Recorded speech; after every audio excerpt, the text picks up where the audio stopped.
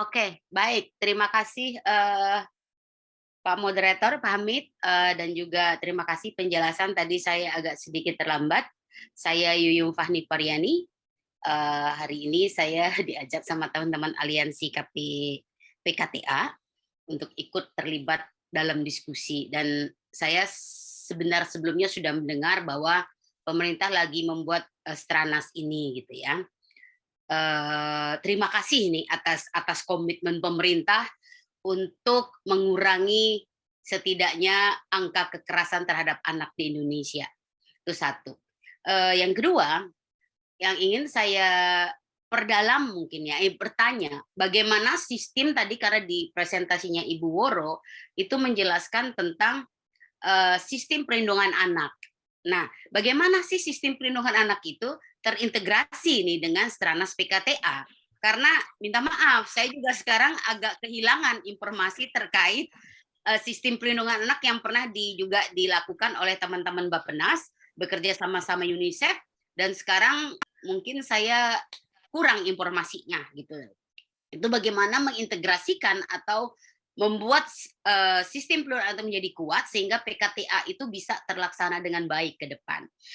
Yang kedua, ini yang ketiga adalah tadi saya minta maaf juga karena saya juga pernah ke lapangan, saya ketemu dengan beberapa lembaga yang dibentuk oleh pemerintah, kementerian, khususnya oleh Kementerian KPPA, yaitu dalam PATBM, ya, membentuk PATBM.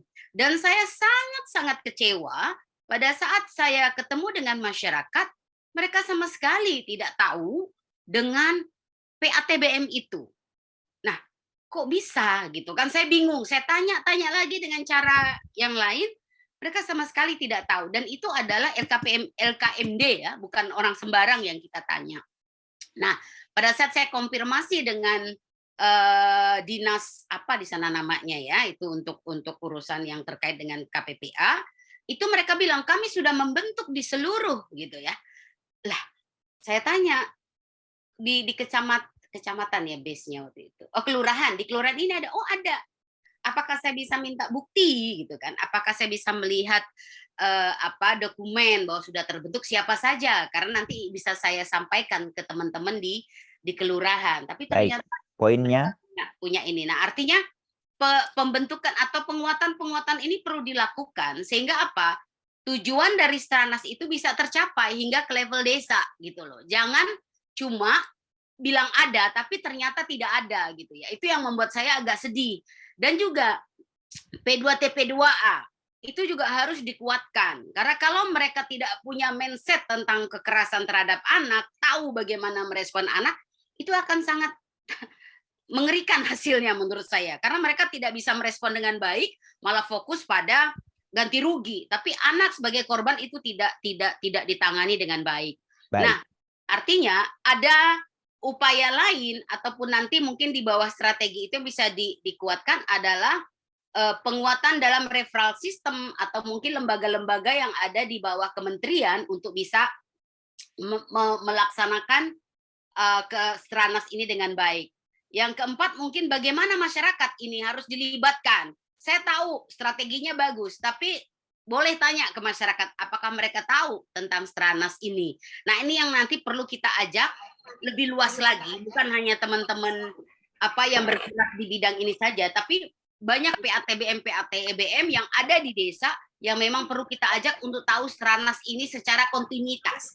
Laporan pun mereka harus dilibatkan dalam midterm review yang Ibu tadi bilang akan ada review paruh waktu, itu libatkan banyak orang sehingga kita tahu update ataupun kondisional dari Stranas PKTA ini ke depan seperti apa. Mungkin itu saja, saya terlalu banyak karena banyak yang mau saya tanyakan, tapi itu saja dulu. Terima kasih Pak Hamid. Terima kasih. Wah, ini ada pertanyaan untuk Ibu Woro dan juga untuk Pak Deputi. Tapi disimpan dulu Bu ya. Kita tunggu lagi ada yang bertanya, kami persilakan. Kalau bisa to the point pertanyaannya. Bagaimana ini supaya... Boleh Pak Hamid? Ya, silakan supaya Stranas ini bisa terimplementasi. Silakan Pak Tony. Baik, terima kasih Pak Deputi, Ibu Direktur, Ibu Woro. dan Bapak Ibu semua di sini, saya coba ingin ini nyampaikan keinginan aja terkait dukungan pemerintah pusat lah ya dalam pengembangan PATBM di daerah ini. Kalau selama ya, pengembangan PATBM dari 2016 karena saya ikut menjalankannya itu, gencarnya PATBM itu karena ada anggaran dari pusat. Di daerah itu bisa berkembang, bisa mengembangkan tingkat desanya. Tapi pada kenyataannya kalau dikembalikan lagi ke daerah, hampir semua daerah seperti Ibu yang barusan bilang, itu punya Pak SK PATBM tingkat desanya. Karena sesuatu gitu loh. Salah satu syarat untuk pemenuhan syarat kabupaten layak anak. Karena di kelembagaan juga ada pengembangan PATBM. Itu SK semua. Nah, terakhir kemarin saya di sebuah kabupaten terkait pengembangan PATBM. Itu para kepala desa pesertanya dan aparatur desa ditanya oleh pejabat pemerintah daerahnya, mana desa yang sudah punya PATBM. Nggak ada yang berani menunjuk tangan, padahal mereka itu semuanya sudah punya SK. Nah, jadi maksud saya Pak, bagaimana nanti juga peran dalam Stranas ini juga membantu daerah untuk menguatkan lagi PATBM di daerah. Karena kalau dikembalikan ke daerah, sama-sama kita tahu Bapak Ibu, kemampuan keuangan daerah dengan ini itu satu. Yang kedua, agar semakin semangat lagi para kader PATBM yang sudah terbentuk dan sudah terpapar dengan berbagai macam program yang kita lakukan selama ini, coba semacam diberi kayak semacam diberi anugerah kah atau diberi penghargaan kah atau lain sebagainya. Selanjutnya yang harapan saya yang ketiga, bagaimana juga ada regulasi yang menguatkan agar PATBM ini juga bisa menjadi salah satu lembaga kemasyarakatan di desa. Karena selama ini kan hanya mengandalkan Undang-Undang Desa nomor 6 2014, terus ada PP dan sudah termasuk ada Permendagri nomor 18 2018. Tapi ada perintah langsungnya agar gitu, termasuk dari Kemendes maupun dari Kementerian Dalam Negeri atau Baik. kementerian yang lain. Terima kasih Pak Hamid. Terima kasih Pak Tony Fisher dari Lampung. Wah, ini Ibu Woro, kita ada orang yang mau bertanya dari Aceh dulu ini. Sepertinya jauh sekali. Silakan Aceh, Pak Firdaus ya. Ya, terima kasih Pak Hamid. Pertanyaan saya cuma satu. Apakah dalam Stranas ini ada upaya percepatan pendirian UPTD PPA di kabupaten kota? Karena sepertinya agak lambat nih pendirian UPTD PPA di kabupaten kota. Itu pertanyaan saya Pak Hamid. Terima kasih. Baik, terima kasih Pak Firdaus. Ada berikutnya Ibu Reni. Kami persilakan Ibu Heni. Oh, ya. Ibu Reni dari Cailfan ya. Pak Baik, silakan. Hamid, Bu Lisa, Pak Nahar. Maaf ini kameranya nggak bisa dibuka. Karena kami juga terlibat ya di dalam Stranas ini. Yang pertama sebenarnya menurut saya ini proses yang sangat luar biasa. Bapak Ibu mungkin yang belum terpapar ya dengan informasi Stranas ini, bahwa proses penyusunan ini sangat partisipatif ya Bu Lisa ya, mulai dari kita melakukan konsultasi berjenjang dari teman-teman DP3A juga terlibat di 15 kabupaten kota kalau tidak keliru. Bahkan anak dan orang muda juga ikut terlibat teman-teman. Jadi benar-benar Stranas ini adalah milik kita semua karena keprihatinan dan itu negara hadir untuk bersama dengan kita semua, masyarakat sipil dan juga anak dan kelompok anak, untuk benar-benar ayo sama-sama membuat satu strategi nasional yang sudah sangat komprehensif, ada 7 strategi ini. Nah, ini menurut saya sangat luar biasa dan juga terima kasih Pak Hamid, karena sebenarnya ini menjadi PR bersama kita untuk mensosialisasikan rame-rame secara bersama ya, roll out. Yang kedua yang saya lihat memang tadi poinnya Pak Nahar dan juga Bu Lisa, memang ini harus kita strategi promosi dan komunikasinya supaya semua orang yang tadinya terlibat ikut kemudian mensosialisasikan, membuat rencana aksi baik di tingkat desa sampai di kabupaten, provinsi, itu adalah dengan membuat dokumen yang sangat child friendly. Jadi dokumen yang lebih nanti kita sama-sama ya. Saya kira ini ada banyak sekali teman-teman dari aliansi juga, teman-teman dari aliansi PA dan semuanya, dan juga UNICEF dan teman-teman Bapak Ibu dari pemerintahan. Ini menurut saya kita perlu bikin satu dokumen yang ramah terhadap anak, sehingga kelompok anak kita yang pelopor dan pelapor itu mereka juga siap untuk melakukan karena dengan bahasa mereka untuk sosialisasi. Yang kedua, untuk juga teman-teman yang ada di PATBM itu juga karena mereka yang ada di garis depan, ada di desa, bahasa-bahasa yang lebih mudah itu akan sangat membantu. Jadi itu saja Pak Hamid, Bu Lisa dan Pak Nahar yang saya ingin tekankan, karena menurut saya ini sudah satu kemajuan yang luar biasa ya. Kita lihat progresnya pemerintah dan juga CSO yang saya cukup senang itu adalah menekankan partisipasi anak, karena ini kita bicara tentang penghapusan kekerasan terhadap anak, dan benar-benar itu pemerintah tuh benar-benar menekankan dan melihat, bukan hanya mengomong ya, tapi benar-benar itu diikutkan untuk kemarin mereka memberikan masukan terhadap Stranas ini. Demikian Pak, terima kasih. Terima kasih. Ya. Wah, terima kasih Bu Reni.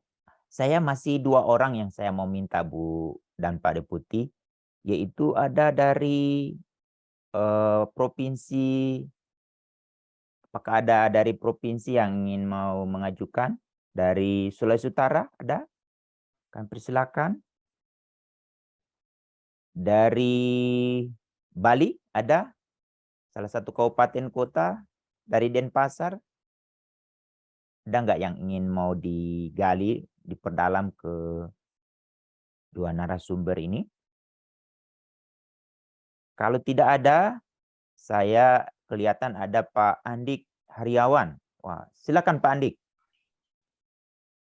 Terima kasih Pak Nahar, Ibu Woro dan Pak Hamid. Saya dari Yayasan KDM, sekaligus dari Aliansi PKTA. Saya ingin mengapresiasi karena akhirnya Stranas ini bisa di launching gitu, karena ini proses panjang buat teman-teman untuk akhirnya bisa Stranas ini di launching. Yang kedua adalah saya berharap untuk kedepannya itu akan ada pelibatan terhadap anak sendiri di dalam penyusunan aturan lanjutan seperti juknisnya, jukla, SOP-nya dan seterusnya. Itu harapan saya. Entah pelibatan itu melalui forum anak ataupun yang lain-lainnya. Itu yang kedua. Yang ketiga, saya mungkin ini sedikit bertanya mengenai strategi nasional yang nomor 3, Pak, untuk penguatan keluarga. Penguatan ekonomi keluarga di dalam keluarga rentan, apakah dimungkinkan untuk diperluas untuk peningkatan kapasitas pengasuhannya gitu? Karena kebetulan kalau KDM sendiri kan mendampingi komunitas-komunitas rentan ini di Jabodetabek, dan kami melihat orang tua di komunitas rentan ini selain ekonominya juga ternyata mereka itu sangat tidak memiliki pengetahuan atau kapasitas mengenai pengasuhan gitu. Jadi yang justru ini akhirnya bisa menimbulkan kekerasan di dalam keluarga itu sendiri, ataupun mereka atau kekerasan verbal terutama itu yang sering kami temui, dan itu dianggap udah biasa gitu, istilahnya kekerasan verbal itu udah biasa Pak, seperti itu. Jadi terutama di komunitas-komunitas rentan Pak, Baik. Itu aja Pak Hamid. Terima Baik. kasih. Terima kasih Pak atas Andi. waktunya. Terima kasih. Sekarang tinggal menjawab Ibu Woro dan Pak Deputi. Mau yang duluan, saya persilakan. Diskusi berdua ya. Monggo silakan Pak Deputi. Baik. Silakan Pak Deputi. Oke, ya terima kasih. Ya, banyak catatan ya. Jadi ini menjadi baik karena juga kita diingatkan sekaligus. Gitu. Yang pertama, misalnya Bu Yuyum, ini soal posisi SPA, nanti Bu Lisa bisa menambahkan. Lalu kemudian saya langsung aja ke misalnya ke PATBM.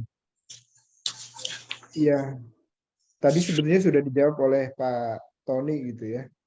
Dan ini menjadi catatan kami juga, Bu, ketika misalnya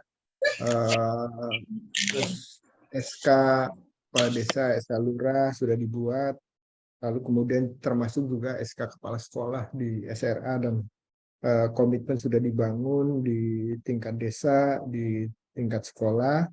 Tantangan kita adalah mengimplementasikannya. Nah, ini menjadi catatan kita ya. Masih hal yang sama, misalnya Pak Tony tadi menegaskan perlu pengembangan PATBM. Ini menjadi catatan kita ya. Stranas ini misalnya di 2024 menargetkan 5.000 PATBM terbentuk. Dan di 2022 misalnya dalam catatan kami angkanya sudah di 8.000, Bu Direktur. Jadi angkanya sudah di 8.000. Ya memang ini yang tadi diingatkan oleh Bu Yuyum, Pak Tony misalnya kaitannya dengan bagaimana agar ini bisa lebih bergairah lagi. Nah, yang sedang kami terus optimalkan adalah bagaimana mengintegrasikan ini dengan program yang sekarang sedang didorong juga. Misalnya Bu Menteri membuat kebijakan Desa Ramah Perempuan dan Peduli Anak. Nah, kebijakan ini tentu tidak menghapus tentang kebijakan tadi soal kita mendorong agar perlindungan anak terpadu berbasis masyarakat ini juga terus berkembang gitu ya. Nah, ini menjadi catatan kita, Bu. Seperti sama dengan yang diingatkan oleh Pak Tony tadi, dukungan terhadap para aktivis PATBM. Para aktivis PATBM. Ya, ini di catatan kami, Bu, apalagi ini sekalian juga disampaikan ke Bu Direktur bahwa aktivis PATBM itu udah puluhan ribu gitu ya, 27 berapa gitu. Ini aktivis PATBM dalam catatan kami gitu. Nah, ini yang kemudian kami memang perlu support terkait bagaimana agar aktivitas-aktivitas ini bisa terus bisa digairahkan. Sebagian daerah mensupport gitu ya, tapi sebagian daerah lain setelah ada pembentukan, lalu kemudian para aktivis ini dengan inisiatif sendiri mencoba mengoptimalkan peran-peran yang sudah ditugaskan ke mereka gitu. Karena format dari aktivis ini kan satu desa itu 10 aktivis gitu. Jadi ketika di 8.000 desa yang sudah berkomitmen dan melaksanakan kegiatan atau program ini, maka 8 kali 10 udah 8 ya. Angkanya sudah seperti itu. Nah, terima kasih juga nih Pak Tony misalnya ketika Kemendagri, Kemendes untuk mendukung ini, dan saya pikir Kemendagri bukan hanya PATBM ya, lalu kemudian juga terkait juga dengan apa yang disampaikan Pak Firdaus terkait dengan percepatan UPTD. Di Stranas ini misalnya UPTD itu di 2024 itu 80 UPTD. Posisi hari ini sudah 240. Jadi Bu Lisa target ini sudah terlampaui gitu ya. Karena tadi sejak 9 Januari 2020 Pak Mendagri itu buat surat edaran khusus untuk mendorong lahirnya UPTD di daerah. Ditambah lagi sejak Undang-Undang 12 tahun 2022 itu mempertegas. Jadi undang-undang ini mengamanatkan bukan dapat gitu ya, tapi wajib dibentuk UPTD, PPA baik di provinsi maupun di kabupaten kota. Jadi target Stranas sudah kita lampaui, target maksimalnya tentu kita berharap semua provinsi dan kabupaten kota dapat memenuhi. Tapi posisi terakhir angkanya masih di 240, 33 provinsi dan sisanya adalah kabupaten kota. Nah, Jadi ini terkait dengan angka-angka gitu. Masih saran Bu Yuyum misalnya tentang bagaimana nanti ke depan dalam implementasinya juga melibatkan masyarakat ini menjadi catatan kita juga ya, bahwa dalam proses penyusunan dan implementasinya kita memang selalu mengutamakan atau selalu melibatkan peran masyarakat. Nah, nanti di langkah atau di aksi yang mana bisa dikuatkan, mohon pemasukan lebih lanjutnya. Terkait dengan bagaimana sistem pengaduan dalam penguatan referral system dan lain-lain itu tentu ini dengan konsep UPTD baru kita berharapkan referral system lalu kemudian upaya-upaya penanganan terintegrasi dan komprehensif itu bisa lebih dimaksimalkan. Terima kasih Bu Yuyum, Pak Tony, Pak Firdaus. Lalu kemudian Bu Reni. Nah, iya, ini mempertegas juga ya bahwa pelibatan aliansi PKTA, lalu kemudian juga terkait dengan beberapa pertanyaan bahwa penguatan UPTD dan PATBM itu juga didorong oleh teman-teman aliansi gitu ya. Lalu kemudian di desa kelurahan namanya berbeda-beda, misalnya ada KPAD, ada apa ada beberapa nama yang dikembangkan oleh teman-teman lembaga. Ini pada prinsipnya bahwa panduan yang dipakai adalah panduan yang sama, artinya pelibatan masyarakat dalam perlindungan anak di tingkat desa dan kelurahan. Nah, kita juga berharap bahwa ke depan ini apakah kita akan menggunakan branding yang sama atau tetap menggunakan kebijakan di masing-masing lembaga, tetapi pada prinsipnya bahwa apapun namanya, bahwa prinsip-prinsip pelaksanaan kegiatan dan programnya memiliki kesamaan, yaitu bagaimana kita lebih bisa melakukan upaya-upaya deteksi dini dan merespon cepat ketika ada persoalan-persoalan di daerah, dan yang lebih penting adalah melakukan upaya pencegahan secara dini agar kasus-kasus kekerasan bisa dihindari. Dan yang terakhir Pak Andik, ya terima kasih juga nih kepada aliansi PKTA. Dan ini Bu Lisa nanti bisa mempertegas lagi, misalnya kenapa misalnya di strategi 5 pemberdayaan ekonomi keluarga rentan ini Kemenko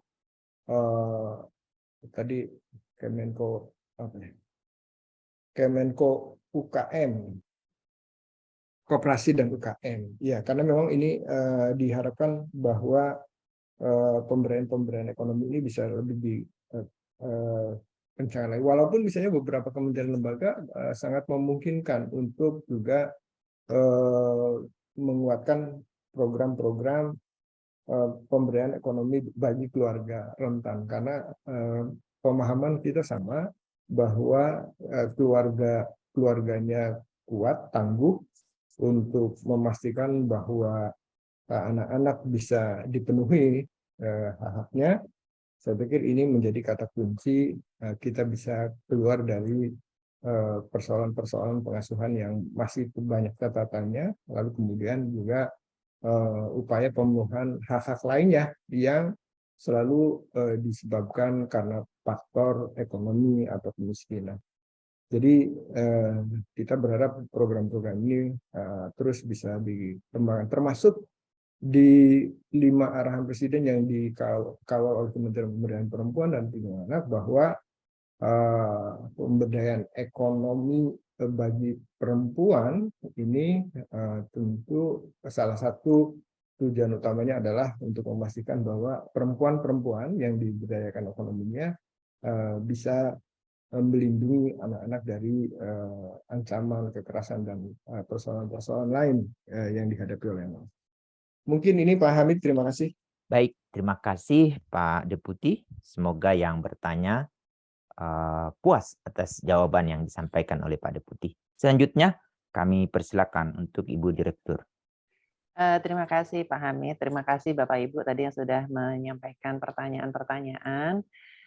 Saya coba jawab, mungkin tidak semuanya karena beberapa tadi sudah dijawab oleh Pak Deputi ya. Lalu saya ingin lebih fokus kepada yang SPA ini.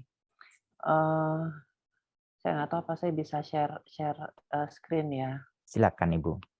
Sebentar, saya coba share screen.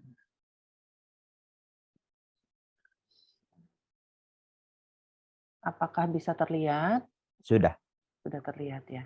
Ini saya hanya ingin memberikan gambaran mengenai sistem perlindungan anak tadi karena ditanya oleh Ibu Yuyum ya. Jadi kalau kita mencoba membandingkan tadi 7 strategi Stranas ya dengan sistem perlindungan anak, di mana sistem perlindungan anak ini adalah satu sistem yang terdiri dari 5 subsistem. Ada subsistem hukum kebijakan, subsistem kesejahteraan anak dan keluarga, subsistem peradilan, lalu perubahan perilaku sosial, kemudian data dan informasi perlindungan anak yang masing-masing independen, berdiri sendiri, tapi harus berkaitan sehingga menjadi satu kesatuan yang utuh. Tujuannya adalah untuk melindungi anak-anak kita. Jadi harus ada sistem hukum, subsistem hukumnya, harus ada subsistem untuk memastikan kesejahteraan anak dan keluarganya, subsistem peradilannya, subsistem perubahan perilaku sosialnya, termasuk subsistem data dan informasi yang tadi saya sampaikan, pentingnya data dan informasi tadi. Terkait dengan kalau kita melaksanakan Stranas PKTA. Nah, pada saat kemudian kita mencoba melihat kepada 7 strategi Stranas, saya stop share. Kemudian saya kembali ke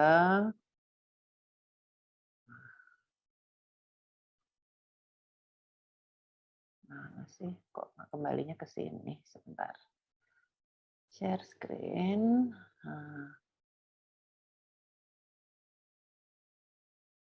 Kok kembali ke sini ya?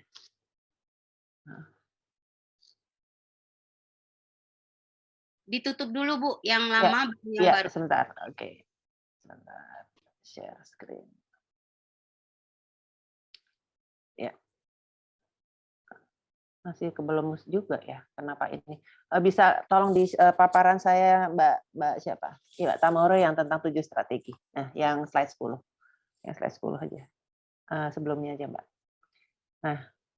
Nah ini kan bisa kelihatan ya bahwa kalau kita lihat di 7 strategi ini kita bicara tadi ada tadi subsistem tadi masing-masing harus dilengkapi dengan norma, struktur, proses. Norma itu adalah apakah ada aturan-aturan regulasi yang memayungi sehingga subsistem itu bisa berjalan. Lalu kemudian struktur, kelembagaannya seperti apa untuk menjalankan subsistem tersebut. Lalu kemudian prosesnya bagaimana, mekanisme yang dibangun untuk menjalankan ke subsistem-subsistem tersebut. Nah, kemudian saya kembali ke Stranas PKTA. Kepada kemudian kalau kita lihat 7 strategi ini, sebenarnya ini sudah menyangkut kepada subsistem-subsistem yang dibangun. Kalau kita bicara tadi penyediaan kebijakan, regulasi, tadi ada subsistem yang tadi kaitannya dengan hukum dan regulasinya. Jadi kan kelihatan banget ya, kalau sebenarnya pada saat kita bicara Stranas PKTA ini kita mencoba untuk membangun subsistem-subsistem untuk bisa memastikan perlindungan anak kita berjalan dengan baik. Terus kemudian penguatan norma nilai anti kekerasan. Tadi yang di bawah itu yang tentang perubahan perilaku sosial dan sebagainya. Ini kan kita bicara norma dan nilai anti kekerasan. Ya, jadi itu masuk ke dalam satu subsistem sendiri, termasuk penciptaan lingkungan yang aman dari kekerasan. Itu masuk ke dalam situ. Peningkatan kualitas pengasuhan ini kita bicara nanti kelompok bagaimana kita memastikan subsistem kesejahteraan keluarga dan anak, termasuk pemberdayaan ekonomi keluarganya, termasuk kita bicara ketersediaan akses dan kemudian pendidikan dan kecakapan hidup. Itu adalah bagian dari subsistem-subsistem yang harus kita kuatkan dalam konteks kita bicara tentang sistem perlindungan anak tadi. Jadi 7 strategi ini sebenarnya mencoba untuk menerjemahkan dari subsistem-subsistem yang harus dibangun di dalam sistem perlindungan anak. Dan kemudian pada saat kita bicara kalau kita bicara sistem perlindungan anak, harusnya masuk ke dalam suatu mekanisme yang sudah berjalan, struktur yang sudah berjalan. Dan masuknya dari mana? Mulai dari perencanaan dan penganggaran. Maka kemudian di dalam 7 strategi nasional ini sudah diidentifikasi apa saja fokus strateginya dan intervensi kuncinya sampai kepada kementerian lembaganya. Karena dari situ kita akan menentukan kegiatan-kegiatan atau intervensi-intervensi apa yang akan dikerjakan oleh kementerian lembaga yang akan dimasuk dalam perencanaan tadi, mulai dari perencanaan. Itu yang kita katakan sebagai satu sistem. Masuk ke dalam sistem. Perencanaan sampai kemudian kita memastikan tadi disampaikan oleh Pak Deputi bagaimana kita bicara pemantauan pemantauan dalam pelaksanaannya dan seterusnya. Nah, ini yang kemudian kaitannya bagaimana tadi Stranas PKTA dengan sistem perlindungan anak. Lalu pertanyaannya yang berikutnya oleh Bu Yum ya. SPA-nya sekarang seperti apa? Nah, saat ini SPA ini terus kita kembangkan dan sekarang sudah menjadi bagian dari diklat perencanaan yang akan kita laksanakan dengan di Bappenas ini dengan Pusbin diklat trennya Bappenas. Sehingga ini menjadi satu semacam topik pelatihan yang akan dilatihkan kepada pemerintah daerah untuk memperkuat daerah di dalam membangun sistem perlindungan anak. Tadi pertanyaannya kan kalau saat kemudian PATBM tadi tidak sudah diserahkan kepada daerah, jadi daerah kelihatannya ya yang penting bentuk tapi nggak tahu mau diapain gitu ya. Nah, dengan pelatihan SPA ini harapannya dikuatkan pemahaman dari pemerintah daerah ini terkait dengan sistem perlindungan anak yang harus dibangun. Dan membangun SPA ini sebenarnya juga menjadi instrumen kita untuk mendorong terciptanya Kabupaten Kota Layak Anak. Yang di dalamnya ada indikator terkait kekerasan terhadap anak juga yang harus kita jawab, ya. Jadi ini nyambung semuanya. Jadi ini nyambung. Jadi kita menyiapkan SPA ini yang nanti kita latihkan kepada pemerintah daerah. Ini menjadi bagian dari kerja nanti di Pusbin. Jadi ini kalau Pusbin biasanya punya pelatihan terkait kemiskinan. Nah, ini udah setara nih, kita punya pelatihan terkait dengan perlindungan anak, sistem perlindungan anak. Nah, terus kemudian kita memperkuat itu sehingga nanti bisa membangun Kabupaten Kota Layak Anak dan juga nanti mengimplementasikan Stranas PKTA yang kalau kita lihat strategi-strateginya itu merupakan penerjemahan dari subsistem-subsistem yang harus dibangun di dalam sistem perlindungan anak ini. Jadi seperti itu ya, supaya clear kaitannya jelas ya bagaimana Stranas ini pun juga sebenarnya membangun sistem perlindungan anak. Gitu. Dan itu harus kita, makanya tadi saya sampaikan di dalam paparan saya, pentingnya memasukkan itu di dalam perencanaan penganggaran karena supaya masuk di dalam sistem. Ini harus masuk dalam sistem itu di situ. Nah, itu yang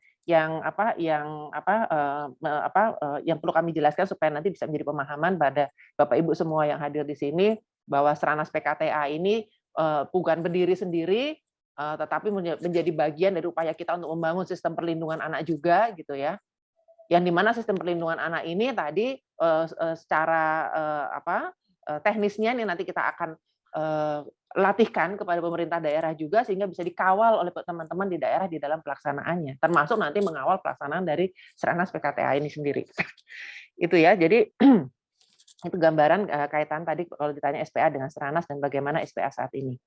Kemudian keterlibatan di dalam evaluasi para waktu RPJMN kita pasti akan melibatkan semua pihak, tapi bukan berarti semuanya kita undang. Tentunya adalah perwakilan-perwakilan. Kembali lagi kita tidak mungkin segitu banyaknya CSO, NGO, kelompok masyarakat dan seterusnya. Ini tentunya akan kita perwakilan-perwakilan yang bisa merepresentasikan tentunya. Nah, ini yang nanti akan kita coba diskusikan bersama-sama kira-kira siapa yang bisa kita undang karena kita tidak mungkin mengundang semuanya begitu banyak ya, termasuk kelompok anak kan juga begitu banyaknya, nanti juga pasti ada perwakilan-perwakilan kita pastikan terlibat di dalam evaluasi pada waktu RPJMN. PATBM tadi sudah dijelaskan oleh Pak Deputi. Lalu kemudian UPTD PPA benar Pak Deputi, karena dorongan dari peraturan Menteri Dalam Negeri ya untuk mengembangkan UPTD, karena ini yang kita mintakan.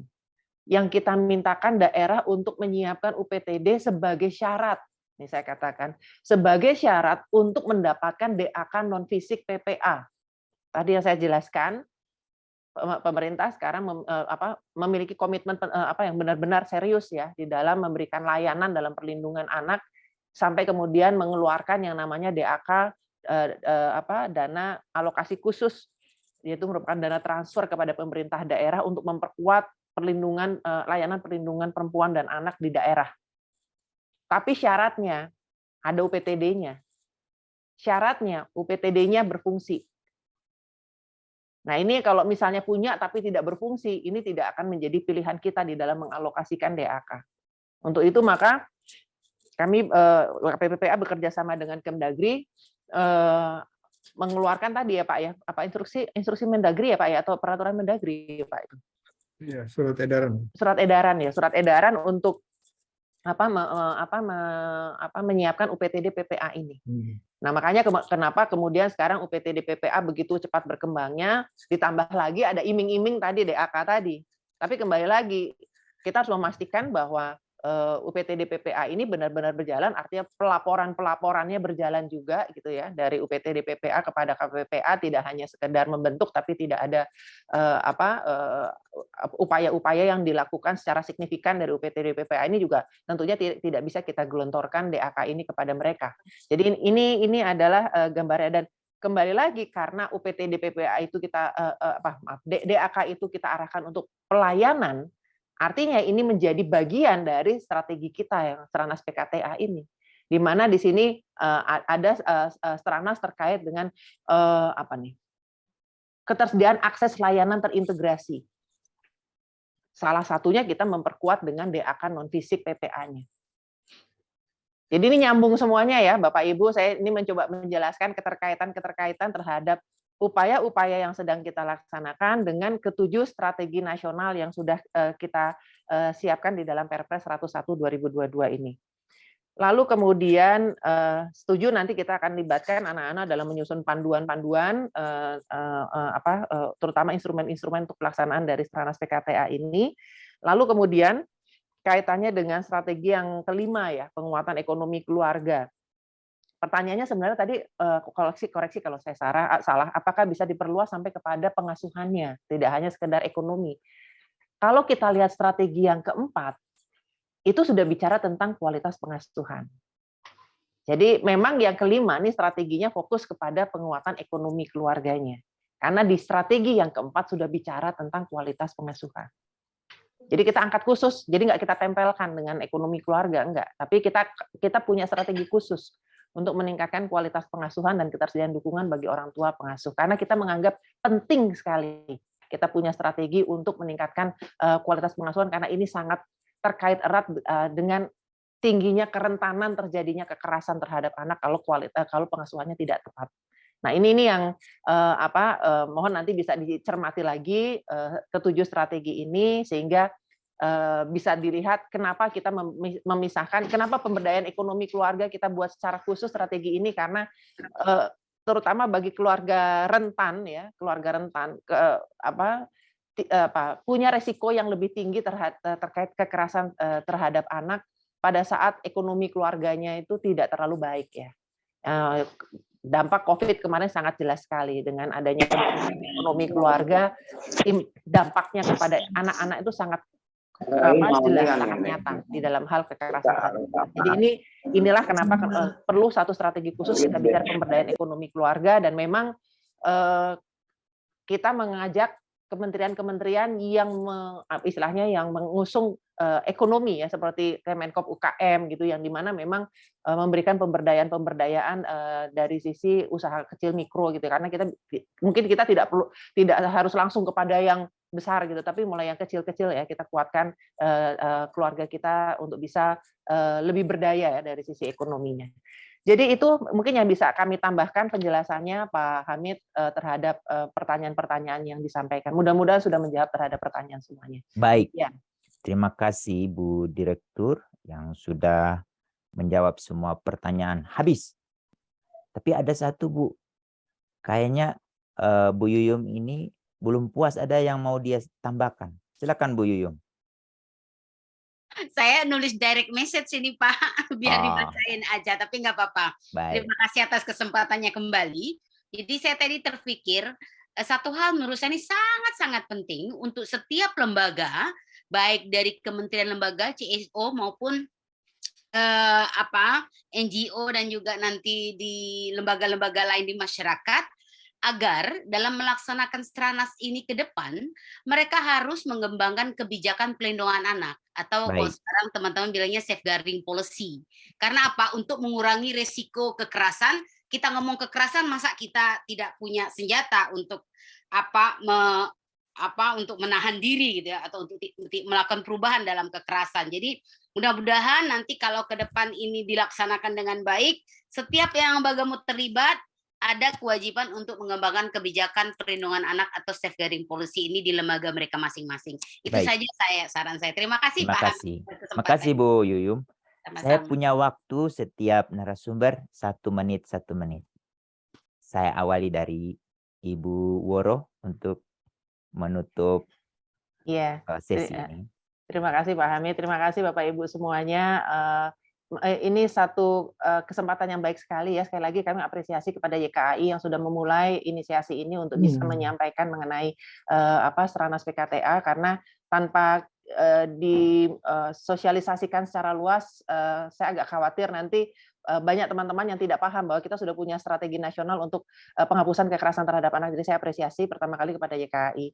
Dan yang kedua tentunya di dalam pelaksanaan Stranas ini kita tidak bisa bekerja sendiri ya pemerintah. Tentunya kita perlu bergandengan tangan dengan semua pihak yang terlibat, mulai dari NGO atau CSO, lalu kemudian dari pemerintah daerah sendiri, lalu kemudian juga dari masyarakatnya sendiri, dari anak-anaknya sendiri, media, kemudian juga dari swasta, untuk bersama-sama melaksanakan strategi ini. Dan tentunya satu hal lagi yang penting adalah bagaimana kita melaksanakan ini dengan berbasis data yang kuat ya. Ini yang menjadi satu hal yang penting sekali, karena data ini menjadi satu titik awal kita ya untuk melakukan berbagai intervensi, program kegiatan, dan juga nanti tentunya untuk pengawalan dalam hal pemantauannya. Kalau kita tidak punya datanya akan menjadi sangat sulit sekali. Jadi kembali lagi, pelaksanaan Stranas ini akan bisa bagus kalau kita mempunyai data yang kuat. Ini jadi PR-nya Pak Nahar nanti Pak Deputi ini untuk menguatkan dari sisi pendataannya. Kira-kira itu yang bisa kami sampaikan. Terima kasih. Baik, terima kasih Bu Direktur. Otomatis akan dilanjutkan oleh Pak Deputi. Ada titipan dari Pak Bu Woro tadi.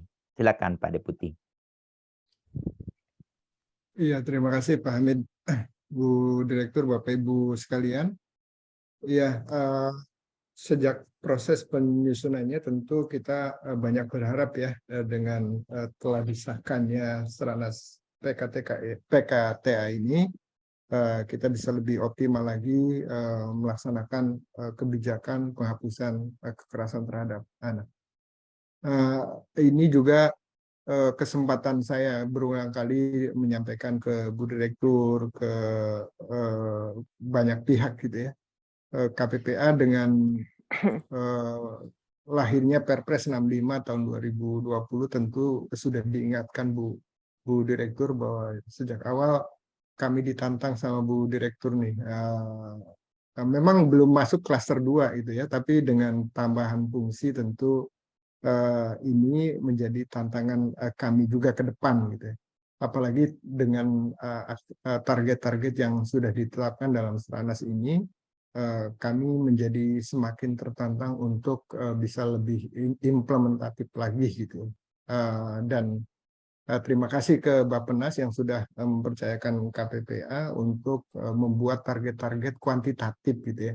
Jadi mulai 1 tahun ke belakang kita sudah menegaskan tentang target berapa anak yang dilayani, berapa anak yang mendapatkan pelayanan komprehensif. Ini menjadi tantangan juga bagi kementerian dengan seluruh lembaga pemerintah daerah yang ada di seluruh Indonesia. Jadi kalau 2 tahun terakhir kami targetnya di tingkat nasional, hanya di layanan pusat gitu ya, kami berharap Bapak Ibu sekalian yang juga di Dinas Pemberdayaan Perempuan dan Perlindungan Anak, termasuk di UPTD PPA, kita bersama-sama untuk menegaskan bahwa apa yang kita lakukan itu dengan tadi sistem pencatatan yang baik nanti akan berpengaruh ke DAK dan penilaian lain-lain termasuk KLA. Tapi yang lebih penting adalah ketika kita pencatatannya baik, lalu kemudian juga masyarakat merasa puas dengan layanan yang kita berikan, maka catatan Bu Yuyun tadi juga bisa diminimalisir bahwa lembaga kita, misalnya lembaga-lembaga layanan itu hanya siap di pengukuhannya di depan gitu ya, tapi dalam implementasinya masih perlu perjuangan lagi ke depan. Saya pikir dengan berbagai mandat kita yakin, kita optimis bahwa apa yang kita lakukan akan terus lebih baik, apalagi dikawal dengan target-target yang sudah dicantumkan dalam Stranas PKTA di Perpres 101 tahun 2022 ini.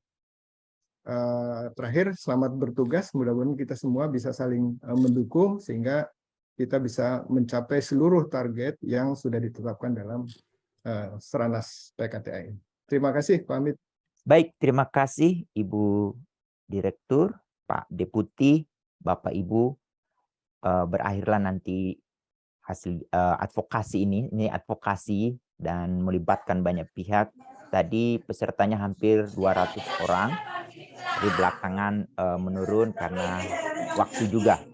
Tapi poin penting yang kita dapatkan dari adanya Peraturan Presiden nomor 101 2022 tentang strategi nasional, apa yang disampaikan oleh Pak Deputi, bahwa ada 16 kementerian lembaga yang berperan, tapi yang perlu dicatat dari 7 strategi itu dipecah-pecah lagi menjadi 13 fokus strategi, 29 intervensi kunci, kemudian 45 indikator.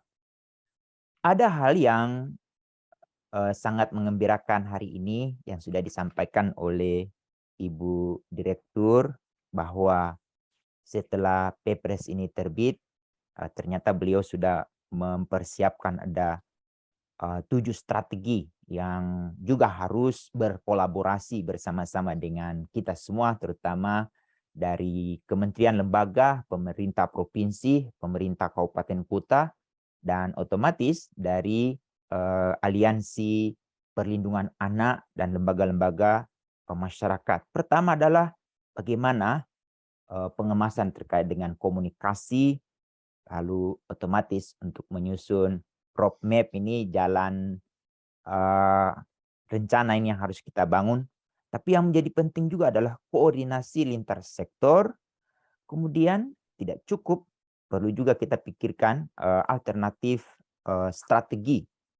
Kemudian yang menjadi penting ini yang sangat senang yang bagian akhir, beliau mendorong bagaimana penguatan sumber daya melalui penyiapan instrumen supaya dari kementerian lembaga sampai desa itu kita memiliki satu informasi yang sama agar anak-anak terlindungi. Dan seperti yang disampaikan oleh Pak Deputi tadi, bahwa akhir dari atau output dari Stranas ini adalah berharap Indonesia Layak Anak pada tahun 2030 sekaligus menjawab SDGs 16.1, 16.2, dan 16.3. Ini berharap kita ambil bagian, dan ke depan selepas kegiatan ini YKI dengan senang hati mau ambil bagian. Kami akan fokus di strategi 2, Bu Direktur dan Pak Deputi, terkait dengan norma anti kekerasan. Ini yang menjadi tantangan kita ke depan. Dan insya Allah berbagai kegiatan nanti kita akan susun, dan otomatis kegiatan ini harus diakhiri. Kami mengucapkan terima kasih kepada Ibu Menteri Pemberdayaan Perempuan dan Perlindungan Anak yang hari ini diwakili oleh Pak Sesmen, kemudian kehadiran 2 narasumber yang sangat tepat membicarakan tentang Perpres 101 2022 ini. Tiada lain, Pak Nahar. Tepuk tangan untuk Pak Nahar. Coba kasih jempol ya. Beliau yang harus mengawal nih Dan ada juga titipan pertanyaan dari Pak Tony Fisher, dari Bu Yuyum, terus beliau harus mikir banyak nih untuk colek-colek Ibu Direktur supaya anggaran jangan dicoret-coret ya. Lalu kita ucapkan terima kasih kepada Ibu Direktur yang sudah memberikan satu pencerahan terutama terkait dengan bagaimana setelah Stranas ini ada, jangan hanya didiamkan jadi dokumen mati, tapi kementerian lembaga ini jadi tantangan Ibu Direktur untuk mengajak semua kementerian lembaga. Tadi sudah disampaikan oleh Pak Direktur ada 16 KL penanggung jawab, ada 10 yang utama, 11 yang turut serta, tapi ada 13 lembaga layanan. Ini yang harus dipastikan anggarannya tidak boleh dicoret. Tapi juga Pak Direktur dan Ibu Direktur dan Pak Deputi memastikan Kementerian Dalam Negeri supaya tetap terus konsisten untuk memastikan pemerintah provinsi dan pemerintah kabupaten kota untuk terpastikan UPTD PPA terbentuk, lalu PATBM tetap hidup, tidak sebagaimana yang disampaikan tadi oleh Ibu Yuyum. Demikian, semoga pertemuan kita hari ini diberkahi oleh Allah Subhanahu wa Ta'ala. Kita diberi kemudahan, lalu kita diberi kelapangan, tapi yang paling penting adalah semangat baru untuk diterjemahkan kepada dokumen RPJMN 2025-2029 dan RPJMP 2025 sampai 2049 ya.